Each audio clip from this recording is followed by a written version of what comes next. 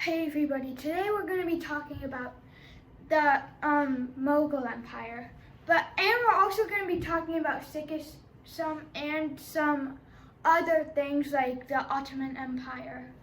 Yes, we're going to be talking about the Ottoman Empire too. But before we jump into that, let me talk about why I haven't uploaded in a while. So I've been doing tests and quizzes on history and stuff, and I've also been on a tight schedule with, playing outside in my daily life. But you guys aren't here to learn about that.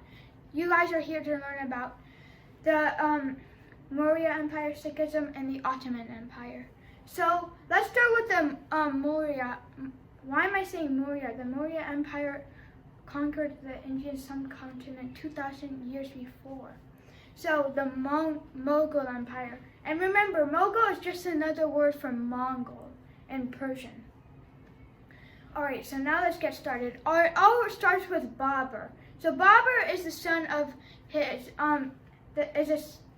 is the son of an emperor. And then after his father dies, at the age of 12, he takes the throne of Fergana. So he constantly loses, like all the time. But then he actually loses the throne of Fergana, but then he retakes the throne and then and then he takes a nearby city, I forgot the name.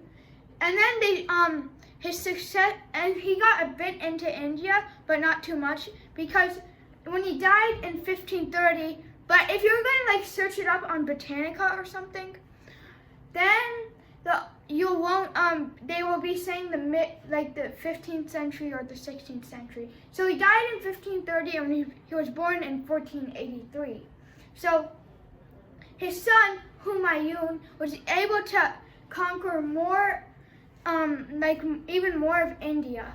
So at that time, there was Sikhism rising. So Sikhism was a combination of Islam and Hinduism.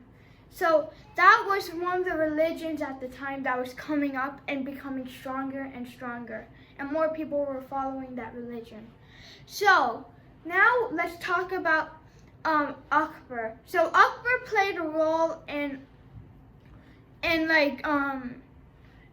the Mughal Empire.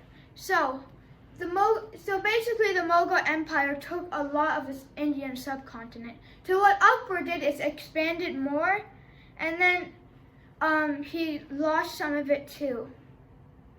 So that's the biggest thing he's famous for is actually executing Guru Arjan. Guru Arjan played a big role in Sikhism. He was considered one of the main people to help. The reason he was executed and tortured was because they were forcing him to convert to Islam, but then he didn't, so they executed him. Another theory is that he was with his son, he was allying with his son to rebel against the Mughal Empire. So let's skip a few emperors and go on to Shah Jahan. I think most of you guys should know who Shah Jahan is. He lost a lot, but he actually helped reclaim a bit, and then that was one thing. And he also built the famous Taj Mahal. So Taj Mahal was one of the biggest things that you would basically see. So it was one of the wonders of the world too. So he built it for his dead wife. So that was what's the famous thing about Shah Jahan. Now let's skip a bit of emperors to considered to be the last emperor of the Maurya Empire. Aurangzeb. Aurangzeb was the least tolerant of the emperors.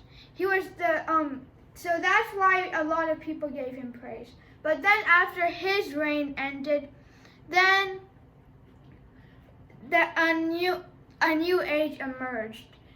It was just a bunch of kingdoms in the Mughal Empire controlled by various emperors. And then after the Mughal Empire collapsed, that was the end of the Mughal Empire. So you guys know, I was talking about Sikhism a bit earlier. So basically what Sikhism was combined of Islam and Hinduism. It was founded by Guru Nanak. So Guru Nanak was the founder of Sikhism. So basically they had their own teachings like any other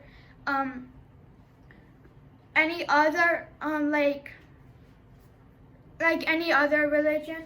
So sorry, I was stammering for a second. I was kind of tired. So basically he was the founder, and then let's go down a bit to Guru Arjan. So as I told you, Guru Arjan was executed by Akbar, one of the emperors of the Maurya Empire. So Guru Arjan played a role because he wanted to fight against oppression. So he wanted 5 volunteers, so he would take 1 volunteer into a tent and then come out with a bloody sword. Then after 5 times, until the 5th volunteer, after he finished the 5th volunteer, the end, it was a test to see who would help him fight oppression. The 5 volunteers came back alive. They weren't harmed. So that was one thing about Guru Arjan. So now there were like 11. There were 10 gurus, and all of this was called the Guru Granth Sahib. So that was the end of the gurus. Well, it wasn't really the end, but it was just the start of Sikhism. So now let's talk about the Ottoman Empire. So the Ottoman Empire was founded by Osman, who was Ertugrul's son. And then Ertugrul was Suleiman Shah's son. But we have to talk about all of these important figures. So if you guys didn't know, the Ottoman Empire was an Islamic empire. Ottoman means Islamic and Turkish, I'm pretty sure. I don't know if I'm right though. So that was one thing. So the next thing was basically kind of like the Ottoman Osman. When they found the Ottoman Empire like expanded very it expanded very big. Like it expanded, and then it started from 1516 to 1924 in World War I. It helped the Central Powers. So that's what the Ottoman Empire did. So the Ottoman Empire had battles with a lot of people. So if you guys didn't know this, during like the 19th century, the Ottoman Empire would be known as Europe's sick man. So I've actually been learning a lot since I haven't been uploading for a bit. So I've actually taken a bunch of quizzes and tests, and you guys are gonna see a bunch of social studies content in the future. Peace.